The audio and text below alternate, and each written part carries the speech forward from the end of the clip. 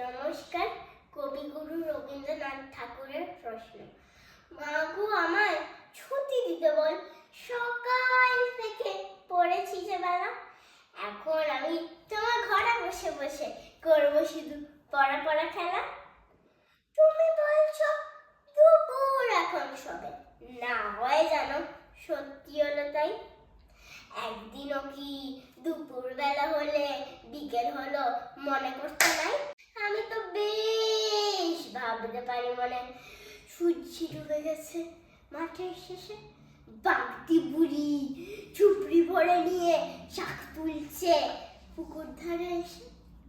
আদার হলো মাদার গাছের তলায়, কালি হয়ে এলো দিঘির জল।